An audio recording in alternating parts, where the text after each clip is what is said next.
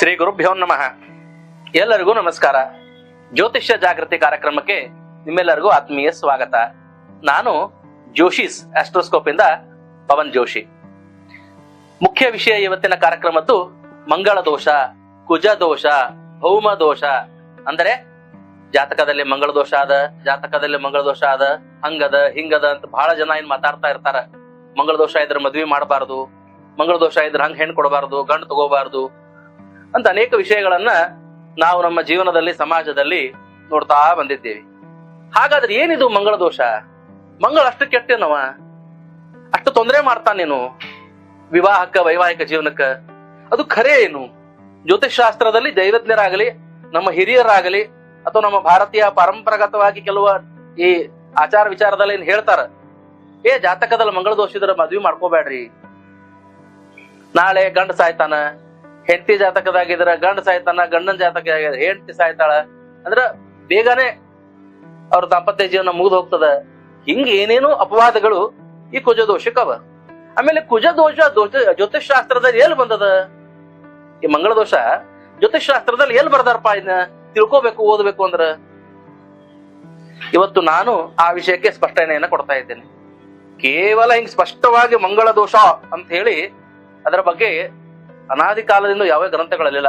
ಈ ಮೇಳಾಮೇಳಿ ಅಂತ ನಾವೇನ್ ಕರಿತೀವಲ್ಲ, ಸಾಲಾವಳಿ, ಹಿಂದೆ ಕಲ್ಯಾಣ ವರ್ಮರ ಒಂದು ಗ್ರಂಥ ಬರೆದ್ರು ಸಾಲಾವಳಿ ಅಂತ ಹೇಳಿ. ಈ ಮೇಳಾಮೇಳಿ ಮಾಡುವಂತಹ ಗ್ರಂಥಗಳಲ್ಲಿ, ಅಥವಾ ಈ ಮುಹೂರ್ತ ಗ್ರಂಥಗಳಂತ ಏನ್ ಕರಿತೀವಿ, ಮುಹೂರ್ತವನ್ನು ನಿರ್ಣಯ ಮಾಡುವಂತಹ ಜಾತಕಗಳಲ್ಲಿ ಅಂದ್ರೆ ಗ್ರಂಥಗಳಲ್ಲಿ ಇದ್ರ ಬಗ್ಗೆ ಹೆಚ್ಚಿನ ಉಲ್ಲೇಖ ಸಿಗ್ತದೆ.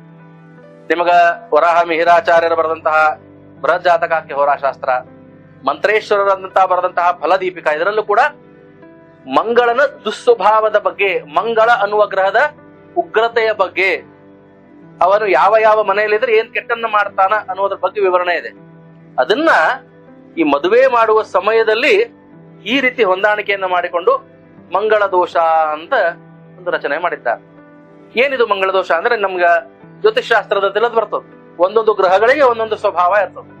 ಮಂಗಳನು ಕೂಡ ಒಂದು ಸ್ವಭಾವವನ್ನು ಹೊಂದಿದ್ದಾನ. ಏನಪ್ಪಾ? ಮಂಗಳ ಅನ್ನುವ ಗ್ರಹ ಉಗ್ರನು, ಕೋಪಿಷ್ಟನು, ಭಯಂಕರ ಅಗ್ರೆಸಿವ್, ಧೈರ್ಯಶಾಲಿಯು, ಪ್ರಕೋಪನು, ಏನಂತ ಕರಿತೀವಿ ಸೋಲ್ಜರ್, ಯೋಧನ ಗುಣಗಳಿರ್ತಾವ. ಭಯಂಕರ ಡಿಕ್ಟೇಟಿಂಗ್ ನೇಚರ್ ಇರ್ತದೆ. ರೂಢ್ ಆಗಿ ಭಯಂಕರ ಒರಟನಾಗಿ ಮಾತನಾಡುವನು, ನೇರವಾಗಿ ಮಾತನಾಡುವನು, ಬಹಳ ಒಂಥರ ಕಠೋರತೆ, ನಿರ್ದಾಕ್ಷಿಣ್ಯತೆ, ಇವೆಲ್ಲ ಉಗ್ರತೆ, ದುಡುಕುವಿಕೆ, ಇವೆಲ್ಲ ಆ ಮಂಗಳ ಗ್ರಹನ ಸ್ವಭಾವಗಳು. ಸಿಟ್ಟು, ಅಹಂಕಾರ, ಕ್ರೋಧ, ಇವೆಲ್ಲವೂ ಮಂಗಳನ ಗ್ರಹದ ಕಾರಕತ್ವಗಳು. ಜ್ಯೋತಿಷ್ ಶಾಸ್ತ್ರದಲ್ಲಿ ಒಂದು ಹುಡುಗ ಮತ್ತು ಒಂದು ಹುಡುಗಿಯ ಜಾತಕವನ್ನ ಕೂಡಿಸಬೇಕಾದಾಗ ಜ್ಯೋತಿಷ್ಯದಲ್ಲಿ ಒಂದು ಜಾತಕ ಹಾಕ್ತೇವೆ ನಾವು. ತಾವೆಲ್ಲರೂ ಯಾರಾದ್ರೂ ನೋಡಿದ್ದಾರೆ, ಕುಂಡಲಿ ಅಂತ ನೋಡಿದ್ರೆ 12 ಮನೆ ಇರ್ತಾವ ದಕ್ಷಿಣ ಭಾರತ ಮತ್ತು ಉತ್ತರ ಭಾರತದ ಪದ್ಧತಿಯಲ್ಲಿ. 12 ಮನೆ ಅಂದ್ರೆ 1ನೇ ಮನೆಯಿಂದ 12 ಮನೆಗಳು ಹೆಸರುಗಳು. 12 ಮನೆ, 12 ರಾಶಿ, 9 ಗ್ರಹ, 27 ನಕ್ಷತ್ರ. ಆ ಜ್ಯೋತಿಷ್ ಶಾಸ್ತ್ರದಲ್ಲಿ ಈಗ ಒಂದು ಚಾರ್ಟ್ ಬರ್ತದೆ ನೋಡ್ರಿ, ನೀವು ಚಾರ್ಟ್ ನಿಮ್ಗೆ ಸ್ಪಷ್ಟ ಕಾಣ್ತದ. ಲಗ್ನ ಅಂತ ಬರೆದಿರ್ತಾರ. ಆ ಲಗ್ನದಲ್ಲಿ ಮಂಗಳ ಬಂದರೆ ಮಂಗಳ ದೋಷ. ಆ ಲಗ್ನದಿಂದ 4 ಎಣಸ್ರಿ, ಲಗ್ನ 2, 3, 4, ಮತ್ತೆ 4ರಲ್ಲಿ ಮಂಗಳ ಬಂದರೆ ಮಂಗಳ ದೋಷ. ಲಗ್ನದಿಂದ 7ನೇ ಮನಿ ಮಂಗಳನಿದ್ದರೆ ಮಂಗಳ ದೋಷ. ಲಗ್ನದಿಂದ 8ನೇ ಮನಿ ಮಂಗಳನಿದ್ದರೆ ಮಂಗಳ ದೋಷ. ಲಗ್ನದಿಂದ 12ನೇ ಮನಿ ಅಲ್ಲೇ ಮಂಗಳ ಇದ್ರೆ ಮಂಗಳ ದೋಷ. ಇದು ಪುರುಷ ಜಾತಕ ಆಗಲಿ, ಸ್ತ್ರೀ ಜಾತಕ ಆಗಲಿ, ಮಂಗಳ ದೋಷ ಬರ್ತದ. ಹಾಗಿದ್ದಾಗ ಯಾವ ಜಾತಕದಲ್ಲಿ ಮಂಗಳ ದೋಷ ಇದ್ರ, ಹುಡುಗನ ಜಾತಕದಲ್ಲಿ ಮಂಗಳ ದೋಷ ಅದ, ಹುಡುಗಿ ಜಾತಕದಲ್ಲಿ ಇಲ್ಲ, ಮದ್ವೆ ಮಾಡಬಾರದು. ಒಂದು ವೇಳೆ ಹುಡುಗನ ಜಾತಕದಲ್ಲೂ ಮಂಗಳ ದೋಷ ಅದ, ಹುಡುಗಿ ಜಾತಕದಲ್ಲೂ ಮಂಗಳ ದೋಷ ಅದ, ಇಬ್ಬರು ಜಾತಕದಲ್ಲೂ ಮಂಗಳ ದೋಷ ಇದ್ರೆ ಮದ್ವೆ ಮಾಡ್ರಿ ಅಂತಾರ. ಯಾಕಂತಾರ ಅಂದ್ರೆ ಆ ದೋಷ ಮೈನಸ್ ಪ್ಲಸ್ ಆಗ್ತದ ಅಂತ ಹೇಳ್ತಾರಲ್ಲ, ಹಂಗ ಆ ದೋಷ ಹೊಡೆದು ಹೋಗ್ತದ. ಆದ್ರೆ ಮಂಗಳ ದೋಷ ಹೆಚ್ಚು ಪ್ರಬಲ ಹುಡುಗನ ಜಾತಕದಲ್ಲಿ ಇರಬೇಕು, ಹುಡುಗಿ ಜಾತಕಕ್ಕಿಂತ ಅಂತ ಹೇಳ್ತಾರ. ಇಂತಿಂತ ಸ್ಥಾನದಲ್ಲಿದ್ರೆ ಮಂಗಳ ದೋಷ ಬರ್ತದ ಖರೆ, ಹಂಗಿದ್ರೆ ದೋಷಗಳು ಅವು ಬರ್ತಾವೋ ಬಿಡ್ತಾವೋ ಆಮೇಲೆ. ಆದರೆ ಯಾಕೆ ಈ ವಿಷಯವನ್ನು ಹೇಳ್ತಾ ಇದ್ದೇನೆ ಅಂದ್ರೆ, ಎಷ್ಟೋ ತಂದೆ ತಾಯಿಗಳು, ಎಷ್ಟೋ ಕುಟುಂಬಗಳು ಕೇವಲ ಮಂಗಳ ದೋಷ ಅಂದ ತಕ್ಷಣ ಅದ ಏನಾರ ಇರ್ಲಿ ಬ್ಯಾಡ್ರಿ, ಅದ ಖರೇನ ಮಂಗಳ ದೋಷ ಅದನು ಇಲ್ಲೋ, ಆ ದೋಷ ನಿವಾರಣೆ ಆಗಿದೇನು, ಏನೂ ವಿಚಾರ ಮಾಡಂಗಿಲ್ಲ. ಎಷ್ಟೋ ದೈವಜ್ಞರು ಕೂಡ ಸರಿಯಾಗಿ ವಿಷಯವನ್ನ ತಿಳಿಯದೆ ತಪ್ಪು ಮಾರ್ಗದರ್ಶನವನ್ನು ಮಾಡ್ತಾ ಇರೋದನ್ನ ನಾನು ಕಂಡು ಬಂದು ಎಲ್ಲರೂ ಕೆಲವರು ಇದ್ದಾರೆ. ಹಾಗಾಗಿ ಒಂದು ಸ್ಪಷ್ಟನೆಯನ್ನ ಮಂಗಳ ದೋಷದ ಬಗ್ಗೆ ಒಂದು ಬೆಳಕನ್ನು ತರ್ಲಿಕ್ಕೆ ನಾ ಬಂದಿದ್ದೇನೆ. ಕೇವಲ ಮಂಗಳ ದೋಷ ಬಂದ್ರೆ ನಡೆಯುವುದಿಲ್ಲ, ಆ ದೋಷಕ್ಕೆ ಅಪವಾದವೂ ಇರ್ತದೆ, ಅಂದ್ರೆ ಅದರ ನಿವಾರಣೆನೂ ಇರ್ತದೆ. ಕುಜ ದೋಷ ಮತ್ತೆ ಅದರ ನಿವಾರಣೆ. ಉದಾಹರಣೆ ಹೇಳ್ತೇನೆ ನಾ ನಿಮ್ಗ. ಕರ್ಕ ಲಗ್ನ ಮತ್ತು ಸಿಂಹ ಲಗ್ನ ಅಂದ್ರೆ ಜ್ಯೋತಿಷ್ಯಗಳಿಗೆ ಅರ್ಥ ಆಗ್ತದೆ. ಕರ್ಕ ಇರುವ ಸಿಂಹ ಲಗ್ನಶ್ಚ ಭೌಮ ದೋಷನ ವಿದ್ಯಾತೆ ಅಂತ ಬರ್ತದೆ. ಕರ್ಕ ಲಗ್ನ ಮತ್ತು ಸಿಂಹ ಲಗ್ನಕ್ಕೆ ಅವ ಕೇಂದ್ರ ತ್ರಿಕೋಣಾಧಿಪತಿ ಆಗ್ತಾನ, ಯೋಗ ಕಾರಕನಾಗ್ತಾನ. ಮಂಗಳ ದೋಷ ಅಂತ ಜಾತಕದವರಿಗೆ ಬರೋದಿಲ್ಲ. ಸ್ವಲ್ಪ ಬರ್ತದೇನ್ರಿ, ಸ್ವಲ್ಪ ಬಹಳ ಬರ್ತದೆ, ಸ್ವಲ್ಪ ಪ್ರಮಾಣಕ್ಕೆ ಬಂದ್ರೆ ಅದು ಅದೇ ತೊಂದರೆ ಇಲ್ಲ. ಪೂರ್ತಿ ಮಂಗಳ ದೋಷ ಇದ್ರೆ ಮಾತ್ರ ಪ್ರಭಾವ ಬೀಳ್ತದ. ಪೂರ್ತಿ ಉಸಿರಿನಿಂದ ಅಷ್ಟೇ ಪ್ರಾಣ ಹೋಗ್ತದ, ಇಲ್ಲ ಅಲ್ಲಿ ತನಕ ಪ್ರಾಣ ಹೋಗುದಿಲ್ಲ. ಮುಖ್ಯವಾಗಿ ಯಾರ ಜಾತಕದಲ್ಲಿ ಲಗ್ನದಲ್ಲಿ ಶುಭ ಗ್ರಹಗಳಾದಂತಹ ಗುರು ಶುಕ್ರರು, ಸಪ್ತಮದಲ್ಲಿ ಗುರು ಶುಕ್ರರು ಇರ್ತಾರೆ, ಅಂತವ್ರಿಗೆ ಮಂಗಳ ದೋಷ ಬರೋದಿಲ್ಲ. ಯಾವಾಗ ಮಂಗಳ ನೀಚನಾದರೆ, ಕರ್ಕ ರಾಶಿಯಲ್ಲಿ ಮಂಗಳ ನೀಚನಾಗ್ತಾನೆ. ಅಸ್ತನಾದರೆ, ಸೂರ್ಯನಿಗೆ 10 ಡಿಗ್ರಿ ಒಳಗ್ ಬಂದ ಅಂದ್ರೆ, ಸೂರ್ಯನ ಜೊತೆ ಮಂಗಳ ಇದ್ದಾಗ 10 ಡಿಗ್ರಿ ಒಳಗಿದ್ದಾಗ ಮಂಗಳ ಅಸ್ತನಾಗ್ತಾನೆ. ಆಗ ಮಂಗಳನ ಪ್ರಭಾವ ಕಡಿಮೆ ಆಗ್ತದ, ಕುಜ ದೋಷ ಬರೋದಿಲ್ಲ. ಒಂದು ವೇಳೆ ಮಿಥುನ ಕನ್ಯಾ ರಾಶಿಯಲ್ಲಿ ಮಂಗಳನಿದ್ದರೆ ಶತ್ರುವ ಬುಧ, ಯಾಕಂದ್ರೆ ಬುಧ ಬುದ್ಧಿಕಾರಕ, ಮಂಗಳ ದುಡುಕುವಿಕೆ, ಸಿಟ್ಟು, ಹಿಂಗಾಗಿ ಬುದ್ಧಿಗೂ ಸಿಟ್ಟಿಗೂ ಆಗಿ ಬರಂಗಿಲ್ಲ, ಹಂಗಾಗಿ ಅವರು ಶತ್ರುಗಳು. ಅಂತ ಮಿಥುನ ಕನ್ಯಾ ರಾಶಿಯಲ್ಲಿ ಇದ್ರೆ ಮಂಗಳ ದೋಷ ಬರೋದಿಲ್ಲ. ಎಷ್ಟು ಬರಂಗಿಲ್ರಿ, ಏನು ಬರೋದಿಲ್ಲ, ಸ್ವಲ್ಪ ಪ್ರಮಾಣಕ್ಕೆ ಸ್ವಭಾವ ಗುಣ ಬರ್ಬೋದು ಹೊರತಾಗಿ ದೋಷ ಬರೋದಿಲ್ಲ. ನೋಡ್ಲಿಕ್ಕೆ ಹಂಗ ಕಾಣಬಹುದು, ಬೆಳಗಿದ್ದೆಲ್ಲ ಹಾಲಲ್ಲ ಅಂತಾರಲ್ಲ, ನೋಡ್ಲಿಕ್ಕೆ ಕಾಣಬಹುದು, ಆದ್ರೆ ದೋಷ ಬರುವುದಿಲ್ಲ. ಇನ್ನೂ ಇಷ್ಟ ಅಲ್ಲ, ಒಂದು ವೇಳೆ ಲಗ್ನ ಮೇಷರಾಶಿ ಆಗಿದ್ದರೆ, ಅಕಸ್ಮಾತ್ ಚತುರ್ಥ ಸ್ಥಾನ ವೃಶ್ಚಿಕ ರಾಶಿ ಆಗಿದ್ದರೆ, ಸಪ್ತಮ ಭಾವ ಮಕರ ರಾಶಿ ಆಗಿದ್ದರೆ, ಅಷ್ಟಮ ಭಾವ ಕರ್ಕ ರಾಶಿ ಆಗಿದ್ದರೆ, ದ್ವಾದಶ ಭಾವ ಧನುಸ್ಸ ರಾಶಿ ಆಗಿದ್ದರೂ ಕೂಡ ಮಂಗಳ ದೋಷ ಬರುವುದಿಲ್ಲ. ಅಥವಾ ಲಗ್ನ, ಚತುರ್ಥ, ಸಪ್ತಮ, ಅಷ್ಟಮ, ದ್ವಾದಶ ಈ 5 ಮನೆಯಲ್ಲೂ ಪಾಪಗ್ರಹಗಳಿದ್ವು ಅಂತ ತಿಳ್ಕೊಡ್ರಿ, ಮಂಗಳ ದೋಷ ಬರುವುದಿಲ್ಲ. ಈಗ ಸಾಮಾನ್ಯವಾಗಿ ನಾವು ಮಂಗಳ ದೋಷದ ಬಗ್ಗೆ ಆಗಲೇ ಹೇಳಿರ್ತಿದ್ವಲ್ಲ, ಮಂಗಳ ಜಾತಕದಲ್ಲಿ ಲಗ್ನ, ಚತುರ್ಥ, ಸಪ್ತಮ, ಅಷ್ಟಮ, ದ್ವಾದಶದಲ್ಲಿ ಎಲ್ಲೇ ಇರಲಿ, ಒಂದ್ ವೇಳೆ ಕೆಲವೊಬ್ರದ್ದು 36 ಗುಣ ಕೂಡಿ ಬರ್ತಿರ್ತಾವ, ಹಂಗಿದ್ರು ಮಂಗಳ ದೋಷ ಬರುದಿಲ್ಲ. ಅಥವಾ ಗ್ರಹ ಮೈತ್ರಿ ಅಂತ ರಾಶಿ ಮೈತ್ರಿ, ಗ್ರಹ ಮೈತ್ರಿ, ಹಿಂಗ ರಾಶಿ ಮೈತ್ರಿ, ಗ್ರಹ ಮೈತ್ರಿ ಇದ್ರೂ ಮಂಗಳ ದೋಷ ಬರುದಿಲ್ಲ. ಎಲ್ಲಕ್ಕಿಂತ ಮುಖ್ಯವಾಗಿ ಈ ಹುಡುಗನ್ ಜಾತಕ ಅಥವಾ ಹುಡುಗಿ ಜಾತಕದಾಗ ಲಗ್ನ ಕುಂಡಲಿ ಒಳಗ 4ನೇ ಮನೆಯೊಳಗ ಮಂಗಳಿದ್ದಾನಪ್ಪ. 4ನೇ ಮನೆಯೊಳಗ ಮಂಗಳಿದ್ರೆ ಏನಾಗ್ತದೆ ಅಂದ್ರೆ ತಕರಾರು, ಕಿರಿಕಿರಿ, ಮನಸ್ತಾಪ, ಭಿನ್ನಾಭಿಪ್ರಾಯ, ಜಗಳ ಬಹಳ ಆಗ್ತಾವ, ನೆಮ್ಮದಿಯ ಜೀವನ ಇರಂಗಿಲ್ಲ ಅಂತ. ಮೇಳಾಮೇಳಿ ಅನ್ನೋ ಗ್ರಂಥದ 3ನೇ ಅಧ್ಯಾಯದಾಗ ಬರ್ತಾವ ಇವೆಲ್ಲ. ಇದೆಲ್ಲ ಏನ್ ಹೇಳಿಕತ್ತನ ಕುಜ ದೋಷದ ಬಗ್ಗೆ ಬೇಕಾದಷ್ಟು ಗ್ರಂಥದಲ್ಲಿ ಬರ್ತಾವ. ಮೇಳಾಮೇಳಿ ಅಂತ ಒಂದು ಗ್ರಂಥದ, ಅದ್ರ 3ನೇ ಅಧ್ಯಾಯದ ಬಗ್ಗೆ ಹೇಳಿಕತ್ತೇನೆ ನಾನು ಇದನ್ನೆಲ್ಲ. ಮಂಗಳ ದೋಷ ಬರೋದು ಅಲ್ಲಿ ಒಂದ್ 10-15 ಶ್ಲೋಕ ಅದ್ರಾಗ ಏನಾಗ್ತದ ಏನಾಗುದಿಲ್ಲ ಅಂತೆಲ್ಲ ಅದರದ ವಿಷಯ ಇದು. ಅಲ್ಲಿ ಏನ್ ಹೇಳ್ತಾನವ ಅಂತಂದ್ರ, ಈಗ 4ನೇ ಮನೆಯೊಳಗೆ ಹುಡುಗನ ಜಾತಕದಾಗ ಹುಡುಗಿ ಜಾತಕದಾಗ ಮಂಗಳಿದ್ದಾನ, ಮಂಗಳ ದೋಷ ಬಂದದ. ಅಕಸ್ಮಾತ್ ಈ ಕಡೆ ಹುಡುಗಿ ಜಾತಕದಾಗ ಅಲ್ಲೇ 4ನೇ ಮನೆಯೊಳಗೆ ಪಾಪಗ್ರಹ ಶನಿನೋ, ರಾಹುನೋ, ಕೇತುನೋ ಇದ್ದು ಮಂಗಳ ದೋಷ ಬರುದಿಲ್ಲ. ಹುಡುಗನ ಜಾತಕದಾಗ ಮಂಗಳ ದೋಷ ಅದ, 4ನೇ ಮನೆ ಮಂಗಳಿದ್ದಾನ. ಹುಡುಗಿ ಜಾತಕದಾಗ ಅದೇ 4ನೇ ಮನೆಯೊಳಗ ಶನಿ ಇದ್ದಾನ, ಪಾಪಗ್ರಹ ಇದ್ದಾನ, ಮಂಗಳ ದೋಷ ಬರಂಗಲ್ಲ. ಹಿಂಗ ಅನೇಕ ವಿಚಾರದಿಂದ ಮಂಗಳ ದೋಷಗಳು ಬರುವುದಿಲ್ಲ. ನಾವು ಅದನ್ನ ಯಾವ್ದು ನೋಡುದಿಲ್ಲ, ಕೇವಲ ಆ ಮಂಗಳ ದೋಷದ 4ನೇ ಮನೆ ಮಂಗಳಿದ್ದಾನೆ, 7ನೇ ಮನೆ ಮಂಗಳಿದ್ದಾನೆ, 8ನೇ ಮನೆ ಮಂಗಳಿದ್ದಾನೆ, ಲಗ್ನದಲ್ಲಿ ಮಂಗಳಿದ್ದಾನೆ. ಹಿಂಗ ಆಗಬಾರದು. ದೋಷ ಮತ್ತು ಅಪವಾದಗಳನ್ನು ಸರಿಯಾಗಿ ತಿಳಿದು ನಾವು ನಿರ್ಣಯ ಮಾಡಿದರೆ ಸುಗಮ ಜೀವನ ಆಗ್ತದ ಅನ್ನೋದು ಬಹಳ ಮುಖ್ಯ. ಮಂಗಳನಿಂದ ಮಂಗಳ ಶುಕ್ರ ವಿವಾಹವನ್ನ ಮಾಡ್ತಾನ, ಮಂಗಳ ವಿವಾಹವನ್ನ ನಾಶ ಮಾಡ್ತಾನ. ಆ ಶುಕ್ರ ಮಂಗಳ ಕೂಡಿದ್ರ 2 ಮದುವೆ 3 ಮದುವೆ ಆಗೋ ಸಾಧ್ಯತೆ ಇರ್ತಾವ. ಅಥವಾ ಸಪ್ತಮದಲ್ಲಿ ಅಷ್ಟಮದಲ್ಲಿ ಪಾಪಗ್ರಹಗಳಿದ್ದು ಮಂಗಳನ ಜೊತೆ ಇದ್ದು ಅಲ್ಲೇ ಶುಕ್ರ ಬಂದ, ಶನಿ ನೋಡ್ದ, ಹಿಂಗೆಲ್ಲಾದ್ರೂ ಕೂಡ ಬಹುಭಾರ್ಯ ಯೋಗಗಳು ಇವೆಲ್ಲ ಬರ್ತಾವ. ಒಂದ್ ಬಿಟ್ಟು 2 ಮದುವೆ ಮಾಡ್ಕೊಳ್ಳೋದು. ಅಥವಾ ಸಪ್ತಮದಲ್ಲೇ ಮಂಗಳ ಇದ್ರ ಆಗಲೇ ಹೇಳಿದ್ರ ಗಂಡ ಹೆಂಡತಿ ದೂರ ಇರೋದು, ಇವೆಲ್ಲ ಆಗ್ತಾವಲ್ಲ ವಿಚ್ಛೇದನೆಗಳು. ಹಿಂಗ ಅಷ್ಟಮದಲ್ಲಿ ಇದ್ರ ಗಂಡ ಅಥವಾ ಹೆಂಡತಿ ಲಘು ಸಾಯ್ತಾರ, ವೈಧವ್ಯ ವಿದುರ ಯೋಗ ಬರ್ತದ. ಇವೆಲ್ಲವನ್ನ ನಾವು ಸರಿಯಾಗಿ ತಿಳಿಯಬೇಕು. ಹಿಂಗ ಕೇವಲ ಮಂಗಳ ದೋಷದ ಜಾತಕ ನೋಡಿ ಆ ಸ್ಥಾನದಾಗ ಮಂಗಳಿದ ತಕ್ಷಣ ಮಂಗಳ ದೋಷ ಬರಂಗಿಲ್ಲ. ಆ ದೋಷಕ್ಕೊಂದು ನಿವಾರಣೆ ಇರ್ತದೆ, ಅಪವಾದಕ್ಕೊಂದು ನಿವಾರಣೆ ಇರ್ತದೆ. ಅದು ಬಹಳ ಮುಖ್ಯ ಆಗ್ತದ. ಇದು ಒಂದು ವೇಳೆ ಮಂಗಳ ದೋಷ ಇದ್ರ ಜಾತಕದಲ್ಲೇ ನಿವಾರಣೆ ಇರ್ತದೆ. ಆಮೇಲೆ ಇನ್ನೊಂದು ಬಹಳ ಸೂಕ್ಷ್ಮವಾದ ವಿಷಯ, ಜ್ಯೋತಿಷಿಗಳಿಗಾತು ಅಥವಾ ಎಲ್ಲರಿಗೂ ಆತು. ಈ ಮಂಗಳ ದೋಷ ಅನ್ನೋದು ವಿವಾಹ ಪೂರ್ವದಲ್ಲೂ ಇರ್ತದ, ವಿವಾಹ ನಂತರದಲ್ಲೂ ಇರ್ತದ ಅಂತ ಕೆಲವರ ವಾದ. ಇನ್ ಕೆಲವರು ಏನಂತಾರ, ಅಷ್ಟಾವಿಂಶತಿ ವರ್ಷಾಣಿ, 28ನೇ ವರ್ಷದ ನಂತರ ಭೌಮ ದೋಷನ್ನ ವಿದ್ಯತೆ, ಮಂಗಳ ದೋಷ ಬರೋದಿಲ್ಲ ಅಂತಾರ ಕೆಲವರು. ಕೆಲವೊಂದು ಗ್ರಂಥಗಳು ಅವ, ತಮಿಳುನಾಡದೆಲ್ಲ ಗ್ರಂಥಗಳಲ್ಲಿ, ಕೇರಳೀಯ ಕೆಲವೊಂದು ಗ್ರಂಥಗಳಲ್ಲ 28 ವರ್ಷ ಆದ್ಮೇಲೆ ಈಗ ಮದುವೆ ಆಗೋದು 28-30 ವರ್ಷದ ಮೇಲೆ ಮದುವೆ ಆಗ್ತಾರೆ. ಎಲ್ಲಿ ಮಂಗಳ ದೋಷ ಹಂಗಂದ್ರ ಮೊದ್ಲೇ ನಂಗೇನ್ 14-15 ವರ್ಷಕ್ಕೆ ಮದುವೆ ಆಗ್ತಾರ? ಇಲ್ಲ, ಅವರು ವಿದ್ಯಾಭ್ಯಾಸ ಮಾಡಿ, ಅವ್ರು ಡಬಲ್ ಡಿಗ್ರಿ ಮಾಡಿ, ಅವ್ರು ಒಂದ್ 3 ವರ್ಷ ನೌಕರಿ ಮಾಡಿ, ಆಮೇಲೆ ಹುಡುಗಲಿಕ್ಕೆ ಹುಡುಕ್ಲಿಕ್ಕೆ ಶುರು ಮಾಡಿ, ಅದು 1 ವರ್ಷ 2 ವರ್ಷ ಹೋಗ್ಬಿಟ್ಟ 27-28 ವರ್ಷ ಆಗ್ಬಿಟ್ಟಿರ್ತಾವ.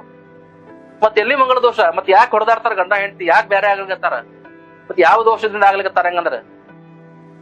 ಹಿಂಗಾಗಿ ಮಂಗಳ ದೋಷ 28 ವರ್ಷ ಆದ್ಮೇಲೆ ಇರ್ತದೋ ಇರಂಗಿಲ್ಲ ಅನ್ನೋಕ್ಕಿಂತ, ಜಾತಕದಲ್ಲಿ ಒಂದ್ ವೇಳೆ ಮಂಗಳ ದೋಷ ಇದ್ದಾರೆ ಅದಕ್ಕೆ ಪರಿಹಾರಗಳು ಅವ. ಉದಾಹರಣೆಗೆ ನಿಮ್ದು ಕರ್ಕ ಲಗ್ನ ಸಿಂಹ ಲಗ್ನ ಅಲ್ಲ, ಮಿಥುನ ಕನ್ಯಾದಲ್ಲಿ ಮಂಗಳ ಇಲ್ಲ, ಲಗ್ನದಲ್ಲಿ ಸಪ್ತಮದಲ್ಲಿ ಶುಭ ಗ್ರಹಗಳಿಲ್ಲ, ಮಂಗಳ ದೋಷ ಸಂಪೂರ್ಣವಾಗಿ ತೋರಿಸ್ತದ. ಅವಾಗ ಪರಿಹಾರಗಳವ. ಹೆಣ್ಣು ಜಾತಕಕ್ಕೆ ಕುಂಭ ವಿವಾಹ, ಸೌಭಾಗ್ಯ ವರ್ಧನಿ ವಿಧಾನ, ಹವಳ ದಾನವನ್ನ ಮಾಡೋದ್ರಿಂದ, ಧಾರಣೆಯನ್ನ ಮಾಡೋದ್ರಿಂದ, ಈ ತೊಗರೆ ಬೇಳೆ ದಾನವನ್ನ ಮಾಡೋದ್ರಿಂದ, ಕೆಂಪು ವಸ್ತ್ರ, ಬೆಲ್ಲ, ತಾಮ್ರ ದಾನವನ್ನ ಮಾಡೋದ್ರಿಂದ, ಪ್ರತಿ ಮಂಗಳವಾರ ಮದುವೆ ಆಗುವ ತನಕ ಉಪವಾಸವನ್ನ ಮಾಡಿ ದೇವಿ ಸ್ತುತಿಯನ್ನ ಮಾಡೋದ್ರಿಂದ, ಇದು ಹುಡುಗಿಗೆ. ಪುರುಷನಿಗೂ ಹಾಗೆ ಹವಳವನ್ನ ಧಾರಣೆ ಮಾಡೋದ್ರಿಂದ, ಮಂಗಳವಾರ ಉಪವಾಸವನ್ನ ಮಾಡೋದ್ರಿಂದ, ದಾನಗಳನ್ನ ಮಾಡುವುದರಿಂದ, ಮುಖ್ಯವಾಗಿ ಅರ್ಕ ವಿವಾಹ ಅಲ್ಲ, ಕದಳಿ ರಂಭಾ ವಿವಾಹ ಪುರುಷರಿಗೆ, ರಂಭಾ ವಿವಾಹ ಮಾಡುವುದರಿಂದ, ಮತ್ತೆ ಹೀಗೆ ಪರಿಹಾರೋಪಾಯಗಳನ್ನ ಮಾಡುವುದರಿಂದಲೂ ಕೂಡ ಕುಜದೋಷ ನಿವಾರಣೆ ಆಗ್ತದೆ. ಹಾಗಾಗಿ ನಾವು ಬಹಳ ಈ ವಿಷಯ ಬಗ್ಗೆ ಸಂಪೂರ್ಣ ಮಾಹಿತಿ ಇರಬೇಕು, ಇಲ್ಲಾಂದ್ರೆ ಒಳ್ಳೆ ಒಳ್ಳೆ ಅವಕಾಶಗಳನ್ನ ಕಳ್ಕೊತೇವೆ. ಅಲ್ಪಜ್ಞಾನಿಯಾಗಿ ಅದಂತಾರಲ್ಲ, ಈ ಅಲ್ಪಜ್ಞಾನ ಬಹಳ ದೊಡ್ಡ ಸಮಸ್ಯೆಯನ್ನು ಉತ್ಪತ್ತಿ ಮಾಡ್ತದಂತ ಎಲ್ಲೊಂದ್ ಕಡೆ ಸುಭಾಷಿತ ಅದ. ಹಂಗಾಗಬಾರದು. ಸರಿಯಾಗಿ ಮಂಗಳ ದೋಷದ ಬಗ್ಗೆ ತಿಳುವಳಿಕೆ ಇರಲಿ ಅಂತ ಹೇಳಿ ನಾನು ಈ ವಿಡಿಯೋ ಮಾಡ್ತಾ ಇದ್ದೇನೆ. ಹಿಂದಿನ ವಿಡಿಯೋದಲ್ಲಿ ನಾನು ಹೇಳಿದ್ದೆ, ಯಾರಿಗಾದ್ರೂ ವಿವಾಹ ಫಿಕ್ಸ್ ಆಗಿ ಕ್ಯಾನ್ಸಲ್ ಆಗ್ಲಿಕ್ಕತ್ತದ, ಮದುವೆ ಆಗಿ ಕ್ಯಾನ್ಸಲ್ ಆಗ್ಲಿಕ್ಕತ್ತದ, ಏನೋ ತೊಂದರೆ ಆಗ್ಲಿಕತ್ತಾವ ಅಂದ್ರ ಮೊದ್ಲ ಕುಂಭದೋಷ ಇರ್ಲಿ ಬಿಡ್ಲಿ ಮಾಡ್ರಿ. ಯಾಕಂದ್ರ ಕುಜ ದೋಷ ಕೇವಲ ಲಗ್ನದಿಂದಲ್ಲ. ಕುಜ ದೋಷ ಅನ್ನೋದು ಅಂದ್ರೆ ಮಂಗಳ ದೋಷ ಅನ್ನೋದನ್ನ ಲಗ್ನ ಕುಂಡಲಿಯಲ್ಲಿ ಲಗ್ನದಿಂದ 100%, ಚಂದ್ರನಿಂದ 65-70%, ಶುಕ್ರನಿಂದ 25-50% ದೋಷಗಳನ್ನು ನೋಡ್ತಾರ. ಅಂದ್ರ ಲಗ್ನದಿಂದ 1, 4, 7, 8, 12, ಚಂದ್ರನಿಂದ 1, 4, 7, 8, 12, ಹಂಗೆ ಶುಕ್ರನಿಂದನು 1, 4, 7, 8, 12 ಹಿಂಗ ಮಂಗಳ ಬಂದ ಅಂದ್ರೆ ಮಂಗಳ ದೋಷ ಅಂತ ಅದನ್ನು ನಿರ್ಣಯ ಮಾಡ್ತಾರ. ಒಂದ್ ವೇಳೆ ತಿಳ್ಕೊಡ್ರಿಪ್ಪ, ಈಗ ಲಗ್ನದಿಂದ ಶುಕ್ರನಿಂದ ಚಂದ್ರನಿಂದ 3 ದೃಷ್ಟಿಯಿಂದನೂ ಆ ಮಂಗಳ ದೋಷ ಬಂತು ಅಂದ್ರೆ ಅದು ಬಹಳ ಜಾಸ್ತಿ ಅದಂತ, ಅದರ ಪ್ರಭಾವ ಬಹಳ ಅದಂತ. ಲಗ್ನದಲ್ಲಿ ಶುಭ ಗ್ರಹ ಇದ್ರು ಅದನ್ನ ತಡೆಯೋದಿಲ್ಲ, ಬೇರೆ ಬೇರೆ ತೊಂದರೆ ಇದ್ರು ಅದು ನಿವಾರಣೆ ಆಗೋದಿಲ್ಲ. ಒಬ್ಬ ದುಷ್ಟನಿಗೆ ಇನ್ನೊಂದಿಬ್ರು ಮಂದಿ ದುಷ್ಟರು ಸಹಾಯ ಮಾಡಿಬಿಟ್ರ ಆ ದುಷ್ಟರ ಹಾವಳಿ ಹೆಚ್ಚಿಗೆ ಹೆಂಗ ಆಗ್ತದ, ಹಂಗ ಮಂಗಳನ ಆ ದುರ್ಗುಣ, ಆ ದುರ್ದೋಷಗಳು, ಆ ಅರಿಷ್ಟಗಳು ಹೆಚ್ಚಾಗ್ಬಿಡ್ತಾವ. ಅದಕ್ಕೆ ನಾವು ಹೆಚ್ಚು ಪರಿಹಾರಗಳನ್ನ ಮಾಡ್ಬೇಕಾಗ್ತದೆ, ಹೆಚ್ಚು ಸಚೇತರಾಗಿರ್ಬೇಕಾಗ್ತದೆ. ಇದಕ್ಕೆ ವೈಜ್ಞಾನಿಕವಾಗಿ ನಮ್ಮಲ್ಲಿ ಏನ್ ಹೇಳ್ತಾರಪ್ಪ, ಹಿಂದಿನ ಈ ಜ್ಯೋತಿಷ ಗ್ರಂಥ ರಚನೆ ಮಾಡ್ತಿದ್ರಲ್ಲ, ಏನು ಅಪರೋಕ್ಷ ಜ್ಞಾನಿಗಳೇನಿದ್ರಲ್ಲ, ಸೈಂಟಿಸ್ಟ್, ದೈವಜ್ಞರು, ಋಷಿಗಳು ಅಂತ ಏನ್ ನಾವು ಕರಿತೀವಿ, ಅವ್ರು ಏನಂತಿದ್ರಂದ್ರೆ ಈ ಮಂಗಳನ ಸ್ವಭಾವ ಕ್ರೌರ್ಯ ಇರೋದ್ರಿಂದ ಸದಾ ಕಿರಿಕಿರಿ ಮಾಡೋದು, ತಕರಾರು ಮಾಡೋದು, ಮನಸ್ತಾಪಗಳನ್ನು ಉತ್ಪತ್ತಿ ಮಾಡೋದು, ಬೇಸರ ಮಾಡೋದು, ಅಪಮಾನ ಅವಮಾನ ಮಾಡೋದು, ಮತ್ತೊಬ್ಬರಿಗೆ ಯಾವಾಗಲೂ ಒಳ್ಳೆ ರೀತಿಯಿಂದ ಇರ್ಲಿಕ್ಕೆ ಕೊಡದೇ ಇರುವುದು, ಇಂಥ ಗುಣ ಅವನಲ್ಲಿ ಇತ್ತು ಅಂದ್ರ ಮತ್ತೆ ದಾಂಪತ್ಯ ಹೆಂಗ್ ಚಲೋ ಇರ್ತದ? ಬೇರೆಯವ್ರದ್ದು ಏನಾಗ್ತದ, ಸ್ವಲ್ಪ ತಿರ್ತಾರ, ಆಮೇಲೆ ಇರಂಗಿಲ್ಲ. ಓದೋರು ಆತ ಅಷ್ಟ, ಮಕ್ಕಳಾತು, ತಂದೆ ತಾಯಿ ಆತು, ಅಣ್ತಮ್ಮಂದ್ರ ಆತು, ಜೀವನ ಪೂರ್ತಿ ಇರಂಗಿಲ್ಲ ನೋಡ್ರಿ. ಆದ್ರೆ ಗಂಡ ಹೆಂಡತಿ, ಹೆಂಡತಿ ಗಂಡ ಹಂಗಲ್ಲ, ಜೀವನ ಪೂರ್ತಿ ಇರ್ಬೇಕಾಗ್ತದ, ಒಬ್ರ ಮೇಲೆ ಒಬ್ರು ಅವಲಂಬಿಸಿ ಇರ್ಬೇಕಾಗ್ತದ. ಡಿಪೆಂಡೆನ್ಸಿ ಗಂಡ ಹೆಂಡತಿ ಮೇಲೆ, ಹೆಂಡತಿ ಗಂಡನ ಮೇಲೆ ಎಷ್ಟಿರ್ತದ, ಉಳಿದವ್ರ ಜೊತೆ ಅಷ್ಟು ಇರುವುದಿಲ್ಲ.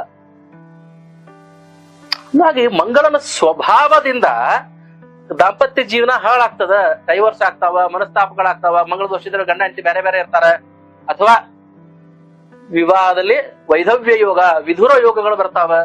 ಹಿಂಗೆಲ್ಲ ಹೇಳಿರ್ಬೋದು. ಯಾಕಂದ್ರೆ ಸಹಜದ, ಹಂಗ ಮನುಷ್ಯ ಸ್ವಭಾವದಿಂದ ಬಹಳ ಹೊರಟನಾಗಿದ್ರ ಎಷ್ಟಂತ ತಡ್ಕೋತಾರ, ಮನಸ್ತಾಪಗಳಾಗ್ತಾವ, ಬೇರೆ ಆಗ್ತಾರ. ಈ ತರದ ಪರಿಹಾರಗಳನ್ನ ಮಾಡುವುದರಿಂದ ಆ ದೋಷಗಳ ನಿವಾರಣೆ ಆಗ್ತದ ಅಂತ ಹೇಳಿ ನಮ್ಮ ಶಾಸ್ತ್ರ ಹೇಳ್ತದೆ. ಹಂಗಾಗಿ ಈ ಸಂಚಿಕೆಯಲ್ಲಿ ಕುಜ ದೋಷದ ಬಗ್ಗೆ ಸ್ಪಷ್ಟನೆ ಏನ್ ಕೊಡ್ತಾ ಇದ್ದೇನೆ ಅಂದ್ರೆ, ದೋಷಕ್ಕೆ ಪರಿಹಾರ ಇದೆ. ಒಂದು ವೇಳೆ ದೋಷ ಅತಿಯಾಗಿದ್ದರೆ ಭಯಂಕರವಾಗಿದ್ದರೆ ಅದಕ್ಕೂ ಪರಿಹಾರ ಇದೆ. ಆದರೆ ಸುಮ್ಮನೆ 4ನೇ ಮನೆ ಮಂಗಳಿದ್ದಾನ, ಮಂಗಳ ದೋಷ ಬಂತು, ಈ ಕನ್ಯಾ ಬೇಡ, ಈ ವರ ಬೇಡ, ಲಗ್ನದಲ್ಲೇ ಮಂಗಳಿದ್ದಾನ, ನನಗ್ ಗೊತ್ತದ, ಈ ಕನ್ಯಾ ಬೇಡ, ಈ ವರ ಬೇಡ, ಹಿಂಗ ಅನ್ಬೇಡ್ರಿ. ಸರಿಯಾಗಿ ಶ್ರೋತ್ರಿಯರಿಂದ, ಬ್ರಹ್ಮನಿಷ್ಠರಿಂದ, ದೈವಜ್ಞರಿಂದ ವಿಷಯವನ್ನ ತಿಳಿದುಕೊಂಡು ಮತ್ತು ಎಲ್ಲ ದೈವಜ್ಞರು, ಜ್ಯೋತಿಷ್ಯಗಳು ಸರಿಯಾದ ಮಾರ್ಗದರ್ಶನವನ್ನ ಮಾಡ್ರಿ. ನಿಮ್ಮನ್ನ ನಂಬಿ ಬಂದಿರ್ತಾರ, ನಿಮ್ಮ ಮೇಲೆ ಅಪಾರವಾದ ವಿಶ್ವಾಸ, ತಮ್ಮ ಜೀವನದ ಒಂದು ನಿರ್ಣಯ. ವಿಚಾರ ಮಾಡ್ರಿ. ಮಂದಿ ಹೇಳಿದ ಮಾತ ನಾವು ಕೇಳಂಗಿಲ್ಲ, ಅಂತ ನಿಮ್ಮ ಮಾತು ಕೇಳಿ ನಿರ್ಣಯ ತಗೊಳಿಕ್ ಬಂದಿರ್ತಾರ. ಅಂದ್ರೆ ಎಷ್ಟು ಉಚ್ಚ ಸ್ಥಾನದಲ್ಲಿ, ಉಚ್ಚರಾಯ ಸ್ಥಿತಿಯಲ್ಲಿ ನಿಮ್ಮನ್ನ ಇಟ್ಟಿರ್ತಾರ, ಮನಸ್ಸಿನಲ್ಲಿ, ಭಾವದಲ್ಲಿ ಇಟ್ಟಿರ್ತಾರ. ಅದಕ್ಕೆ ನ್ಯಾಯವನ್ನ ಕೊಡ್ರಿ ಅಂತ ನಾನು ಆಶಿಸುತ್ತೇನೆ. ಎಲ್ಲರಲ್ಲಿ ಏನ್ ಪ್ರಾರ್ಥನೆಪ್ಪ ಅಂತಂದ್ರ, ಕುಜದೋಷ ನಿವಾರಣೆಗಾಗಿ ನಾವು ಬೇಕಂದ್ರ ನಿಮಗೆ ಪರಿಹಾರ ಉಪಾಯಗಳನ್ನೆಲ್ಲ ನಮ್ಮ ಲಿಂಕ್ ಅಲ್ಲಿ ನಾವು ಅಪ್ಲೋಡ್ ಮಾಡ್ತೀವಿ, ಬೇಕಂದ್ರೆ ಅದನ್ನ ತಗೊಳ್ರಿ. ಹಾಗಾಗಿ ನಮ್ಮ ಜೋಶೀಸ್ ಆಸ್ಟ್ರೋಸ್ಕೋಪ್ ಅಂತ ಹೇಳಿ ನಾವು ಒಂದು ಫೇಸ್ಬುಕ್ ಲಿಂಕ್ ಅನ್ನು ಸ್ಟಾರ್ಟ್ ಮಾಡ್ತೀವಿ. ಅದರಲ್ಲಿ ಪರಿಹಾರಗಳನ್ನ ಹಾಕ್ತೀವಿ. ಅದರಲ್ಲಿ ನೀವು ನೋಡ್ಕೋಬಹುದು, ಡೌನ್ಲೋಡ್ ಮಾಡ್ಕೋಬಹುದು, ಪರಿಹಾರಗಳನ್ನ ಮಾಡಬಹುದು. ನನ್ನ ಪ್ರಾರ್ಥನೆ ಏನಪ್ಪಾ ಅಂದ್ರೆ ಇಷ್ಟ, ಕಷ್ಟ ಇದೆ ಅಂದ್ರೆ ಪರಿಹಾರ ಇದೆ, ಹಗಲಿದೆ ಅಂದ್ರೆ ರಾತ್ರಿ ಇದೆ, ಸಮಸ್ಯೆ ಇದೆ ಅಂದ್ರೆ ಪರಿಹಾರ ಇದೆ, ಅಂದ್ರೆ ಕೀಲಿ ಇದೆ ಅಂದ್ರೆ ಕೈ ಇದೆ. ಎಲ್ಲದಕ್ಕೂ ಒಂದ್ ಏನಾದ್ರೂ ಒಂದು ಇದ್ದೇ ಇರ್ತದೆ. ಒಂದು ಬಾಗಲ ಮುಚ್ಚಿರೋದು ಇನ್ನೊಂದು ಬಾಲ ತೆಗೆದಿರ್ತದೆ. ಹುಡುಕಬೇಕು. ಆ ಹುಡುಕುವಂತಹ ಮನೋಭಾವ ಇರಬೇಕು, ಪ್ರಯತ್ನಶೀಲರಾಗಿರ್ಬೇಕು, ನಿರಂತರವಾಗಿರ್ಬೇಕು. ನನಗೆ ಓಡ್ಲಿಕ್ಕೆ ಆಗುದಿಲ್ಲ, ನಡಿಲಿಕ್ಕೆ ಆಗುದಿಲ್ಲ, ಸಣ್ಣ ಮೆಲಕರ ಹಾಕ್ಬೇಕು, ಮೆಲಕು ಹಾಕ್ಲಿಕ್ಕೆ ಆಗುದಿಲ್ಲ, ಅಂಬೆಗಾಲಿಡ್ಬೇಕು, ಆದ್ರೆ ನಿಲ್ಬಾರ್ದು. ಇಷ್ಟೇ ಇವತ್ತು ಹಂಚಿಕೆಯ ನನ್ನ ವಿಷಯ. ಕುಜದೋಷದ ಬಗ್ಗೆ ಹೆಚ್ಚು ಮಾಹಿತಿಯನ್ನು ನೀಡಿದ್ದೇನೆ ಎಂದು ಭಾವಿಸುತ್ತಾ, ಇನ್ನೇನಾದರೂ ವಿಷಯದ ಬಗ್ಗೆ, ಕುಜದೋಷದ ಬಗ್ಗೆ ನಾನು ಹೇಳಿಲ್ಲ ಅಂದ್ರೆ ಕಮೆಂಟ್ ಬಾಕ್ಸ್ ಅಲ್ಲಿ ತಿಳಿಸಿ. ಹೇಳಿದ್ದು ಇಷ್ಟ ಆದ್ರೂ ಕೂಡ ಕಮೆಂಟ್ ಬಾಕ್ಸ್ ಅಲ್ಲಿ ತಿಳಿಸಿ. ಸಬ್ಸ್ಕ್ರೈಬ್ ಮಾಡಿ. ಎಲ್ಲರಲ್ಲಿ ಈ ನನ್ನ ಆಸ್ಟ್ರೋಸ್ಕೋಪ್ ಅನ್ನ ಹಂಚಿಕೊಳ್ಳಿ. ಎಲ್ಲರೂ ಸಬ್ಸ್ಕ್ರೈಬ್ ಆಗಿ ಅಂತ ಪ್ರಾರ್ಥಿಸಿ ಅಂತ ಹೇಳುತ್ತಾ ಈ ನನ್ನ ಕಾರ್ಯಕ್ರಮಕ್ಕೆ, ನನ್ನ ವಿಷಯಕ್ಕೆ ವಿರಾಮವನ್ನು ಕೊಡ್ತಾ ಇದ್ದೀನಿ. ಎಲ್ಲರಿಗೂ ನಮಸ್ಕಾರ, ಧನ್ಯವಾದಗಳು.